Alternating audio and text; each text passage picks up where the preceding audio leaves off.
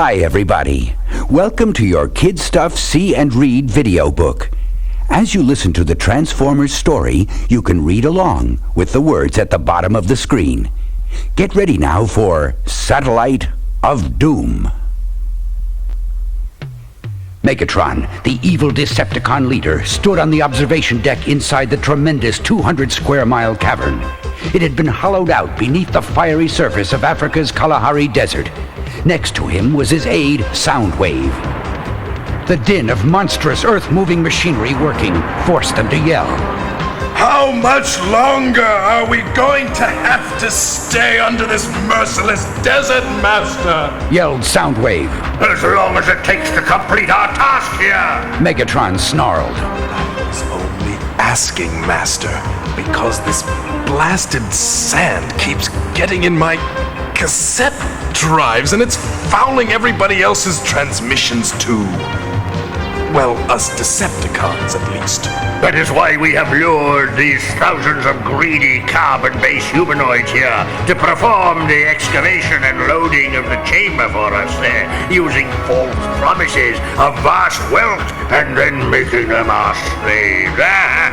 Ironically amusing. It's certainly one of your better jokes, all-powerful Megatron. Moments later, the roaring turbine drives of another huge Decepticon coal transporter filled the air as it ended its long journey. As the tons of coal spilled out, slaves worked like ants, bulldozing it to those parts of the chamber not yet packed from floor to ceiling. What volume of coal is inside now? Megatron demanded. 400 billion cubic yards, Master. It's the largest single concentration of coal on this planet. Only 2 more loads to go, and then we can proceed with the next phase of my plan. Are the lectinite charges in place in Prime? Well, Master, almost. You see, the sand and transmission problems... Almost? Everything will be completed on time, mighty Megatron.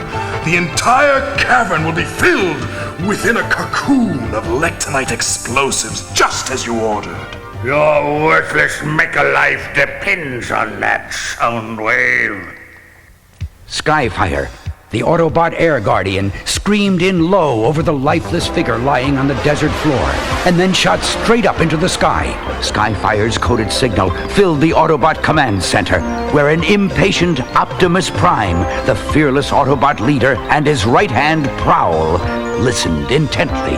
The Decepticons are out there somewhere, Prowl. I know it. We tracked their transport to the area until it disappeared from our screens.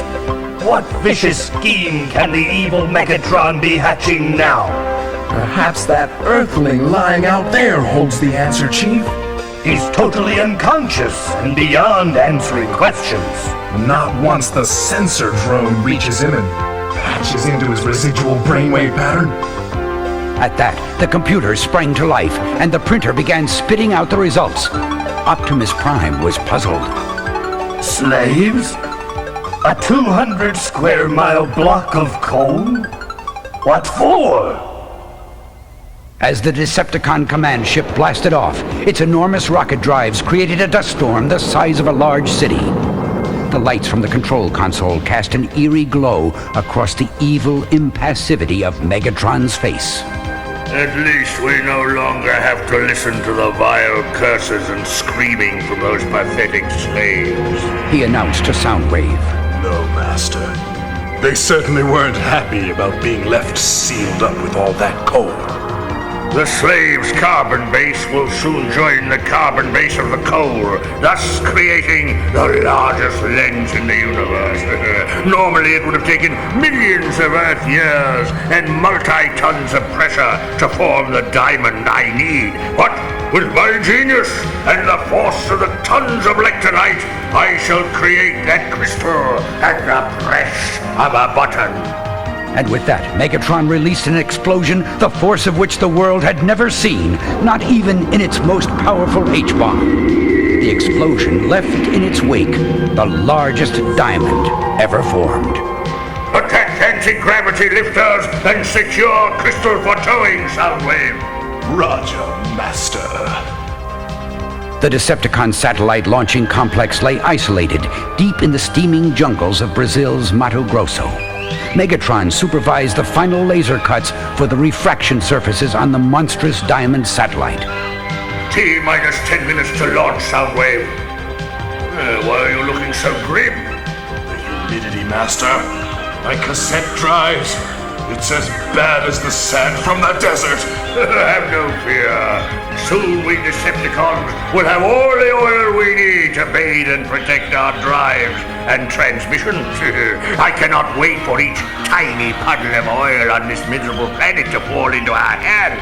Therefore, with my crystal satellite, I shall have a lens powerful enough to focus the puny energy of that tiny sun and melt the entire mountain range they call the Rockies, turning it into an ocean of oil. And from that oil, my refineries will supply us with the fuel for the final defeat of the Autobots and the conquest of the universe. But as Megatron spoke, he failed to notice Bumblebee, the hovering Autobot spy, surveying their activity. First, the rumble of pre-ignition began on the giant Decepticon crystal satellite propulsion vehicle. Then, the main ignition kicked in with a blast that sent shockwaves reverberating along the ground and through the jungle foliage and air alike. But as the launch vehicle began to rise, a superjet appeared.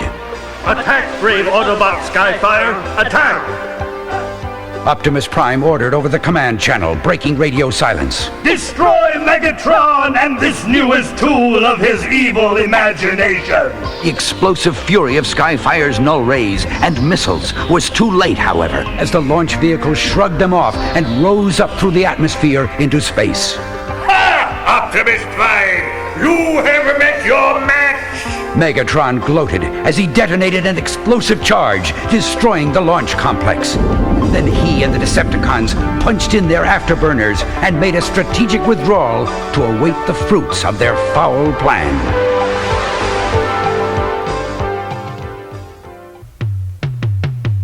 Never before had the Earth been so vulnerable and unsuspecting.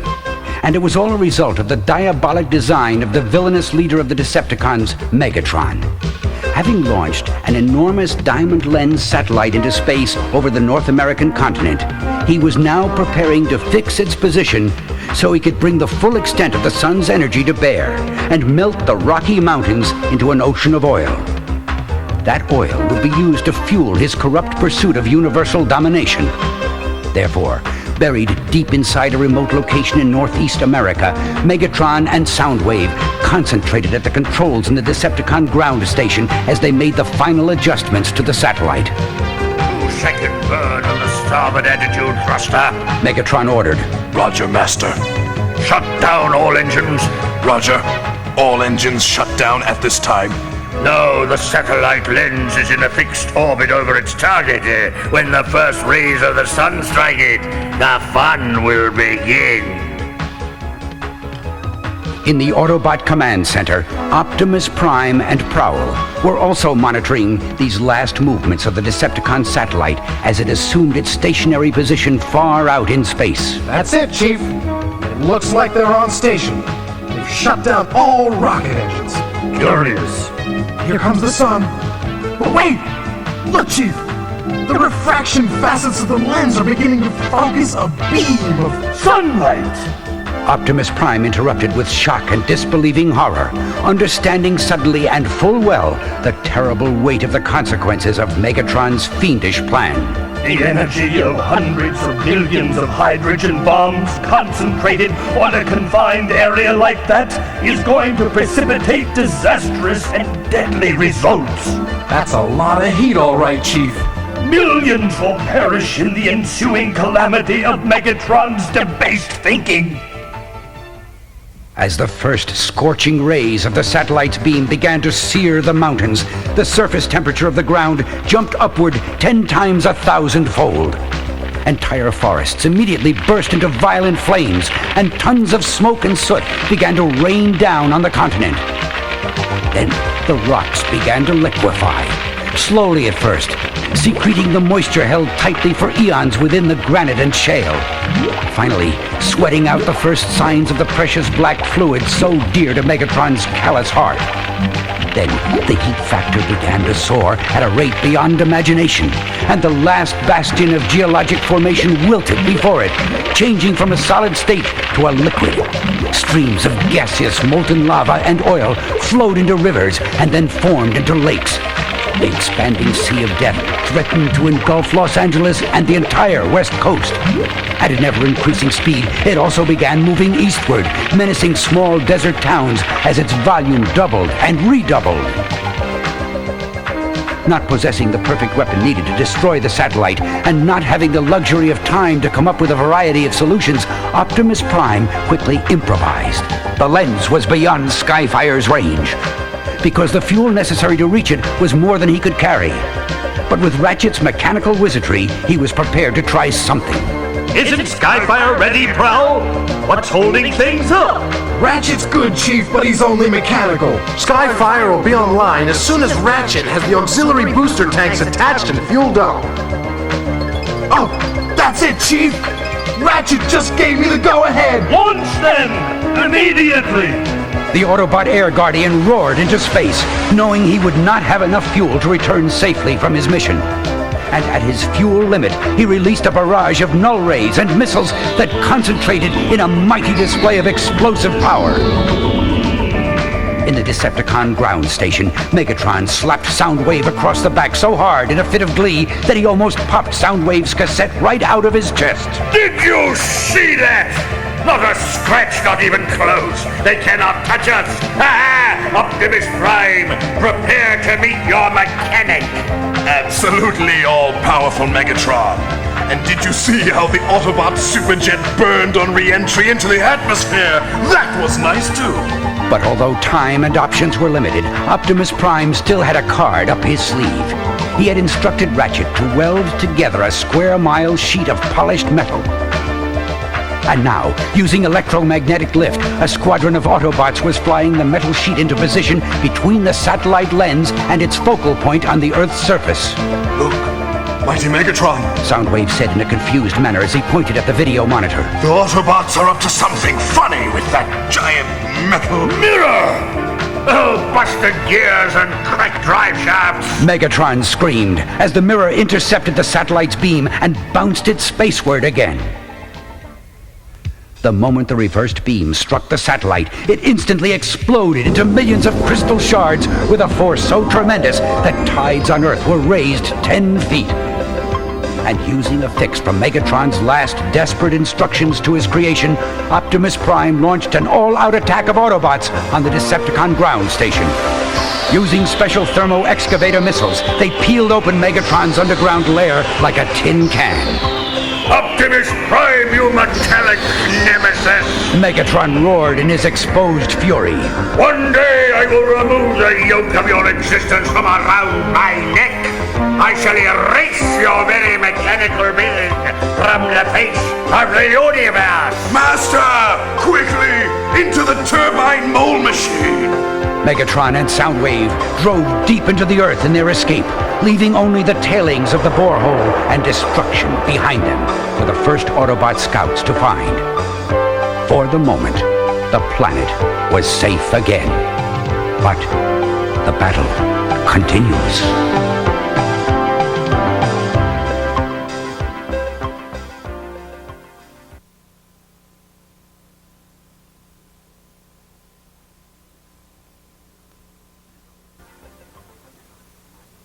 Now it's time for your next Transformers story. Just like before, you can read along with the words at the bottom of the screen.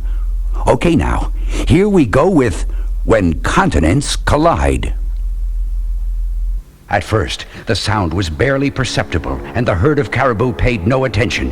They were grazing on the small plants growing near the isolated pump relay station on the Alaska pipeline. But the sound grew, and with it, what was only a speck on the horizon became a colossus that dominated the vast northern sky.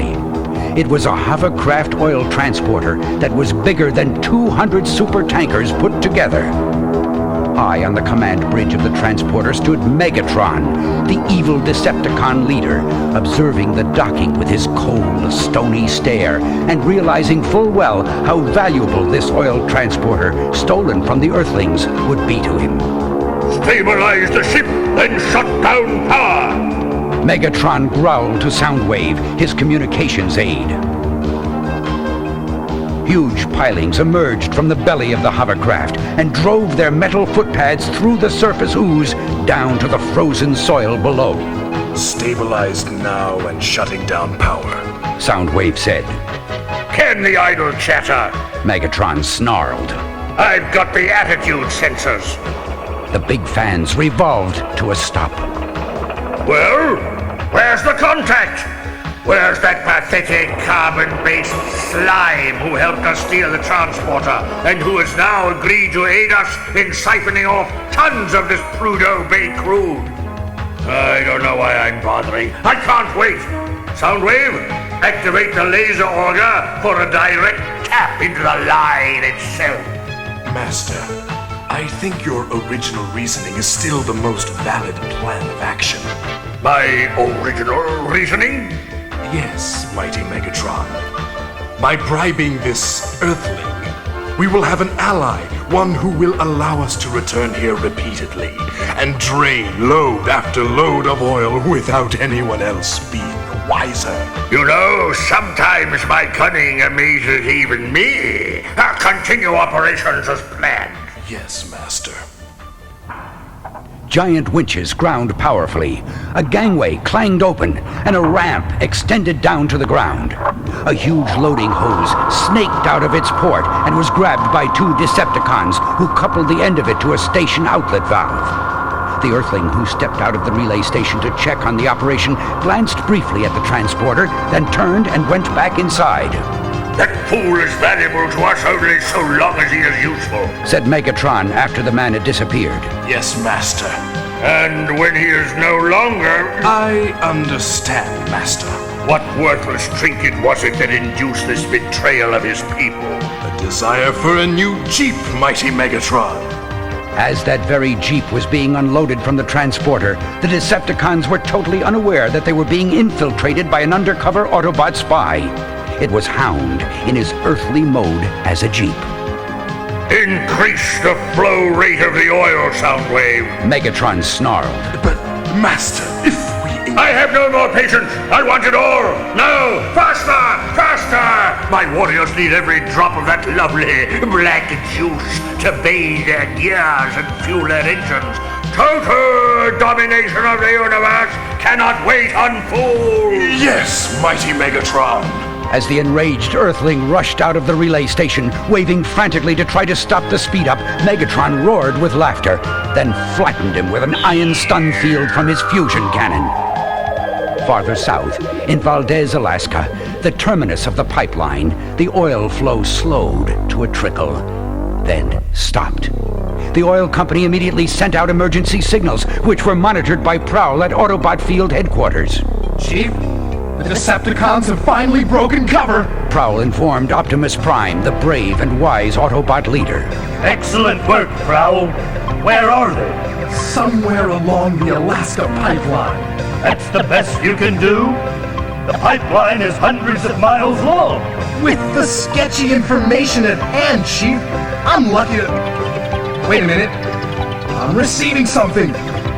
Yes, it's Hound's signal, coming in strong and clear.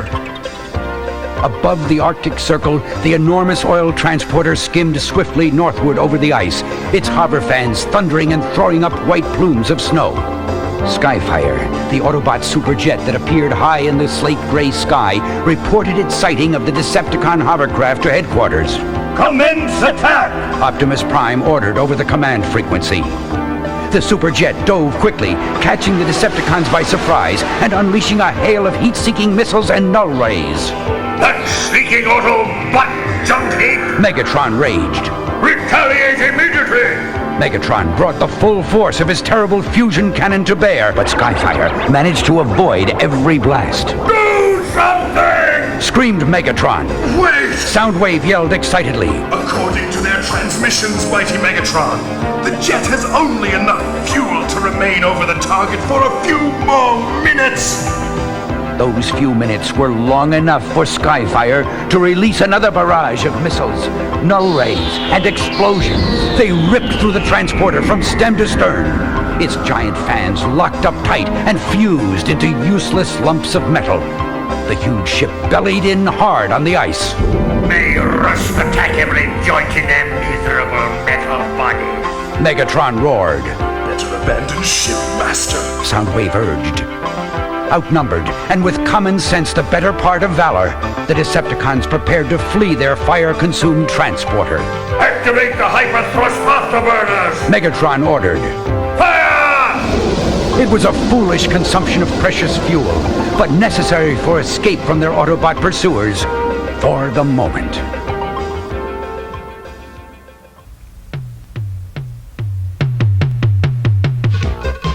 Once again, the Decepticons had eluded the righteous grasp of their Autobot pursuers and survived to wreak havoc another day. Leaving their oil transporter behind, a raging inferno on the ice, they had escaped capture and disappeared into the vast frozen reaches at the top of planet Earth. In the dimness of the Autobot Communications Center, the numerous video monitors cast a greenish glow. Prowl studied one monitor carefully as Optimus Prime stood at his shoulder. Well, Prowl? Optimus Prime urged. I can't tell. It may have just been an isolated blip. But I'm never going to be able to do this if you insist on hovering over me, Chief. I don't understand. We set up that sensor drone days ago. The Decepticons are out there somewhere. We'll find them, Chief. And remember, Hound is still at work, too. Well, losing that oil transporter and its fuel load should have slowed down Decepticons.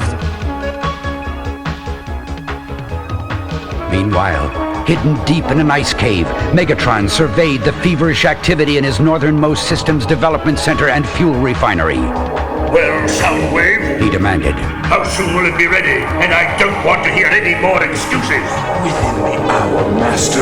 Remember, this is a highly sophisticated piece of machinery we've stolen from the Earthlings. This multi-tracked, deep-sea oil transporter. And we've made it even more sophisticated by adding external laser-powered drilling capability and enough capacity to handle the total volume of the Prudhoe Bay Reservoir. Easily withstanding the frigid temperature and crushing pressure at the vast depths beneath the Arctic Ocean, Megatron's monster transporter clawed its way across the seabed. Soundwave monitored the computer analyzer and listened intently to the sonar probe returning its data. He looked up and announced, This is it, mighty Megatron. This is the perfect spot to begin drilling operations. It's the reservoir's lowest point, so all the oil will flow back here as we siphon off, putting less stress on our suction drives. What are you waiting for then, Soundwave? Commence drilling immediately! The huge drilling arm telescoped out from its travel lock, and the enormous suction tube piggybacked it like some overgrown sea serpent. Then there was a blinding flash, and the concentrated heat of the laser bit turned the water around it into thousands of gaseous bubbles. Far above, the oil pressure on the hundreds of oil rigs in the Prudhoe Bay field began dropping. Then the oil stopped flowing completely. Confusion reigned on all the rigs. Once again, the Valdez terminus ran dry. Confusion turned to apprehension at the headquarters of all the world's oil companies. Soon, a real reason for panic arose. The reservoir, practically drained of all its oil, began collapsing in on itself. This was followed by huge sections of continental plates shifting and starting to move together.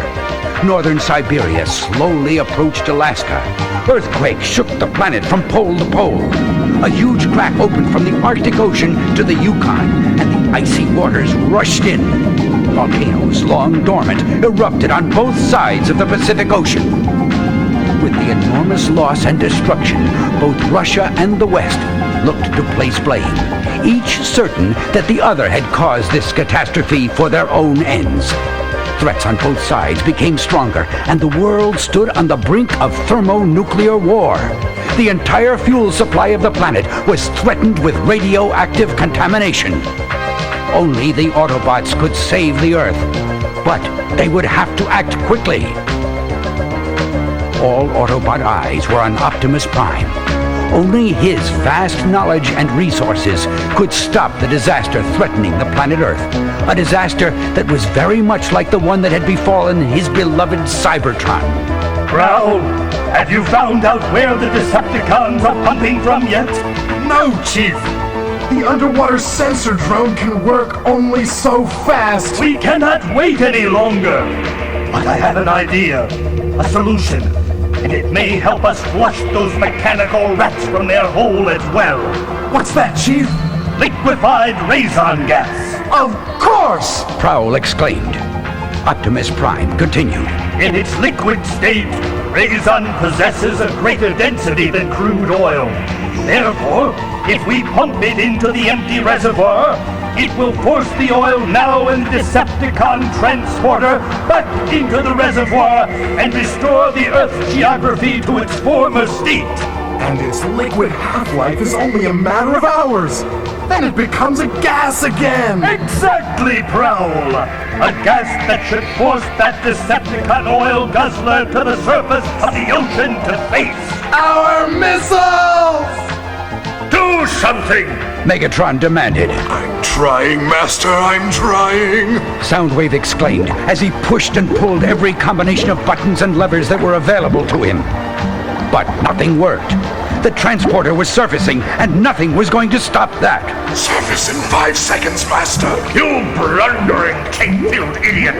It's the gas, mighty Megatron. It's the Raison gas that's doing it. Reasons are excuses! I want results! We're surface now, mighty Megatron. Optimus Prime waited for Megatron to make his move, but there was only silence from the floating oil transporter. However, an Autobot boarding party encountered a time delay booby trap attached to the deck hatchway. When it went off, 2 members of the boarding party were sent back to visit Ratchet for repairs. Inside the transporter, the other Autobots discovered that the Decepticon command module pod was gone. Once more, Megatron had managed to elude a just fate. But he had left his message across the screen of an idling computer monitor whose voice readout kept repeating, A Decepticon universe is at hand. A Decepticon universe is at hand. and the battle continues.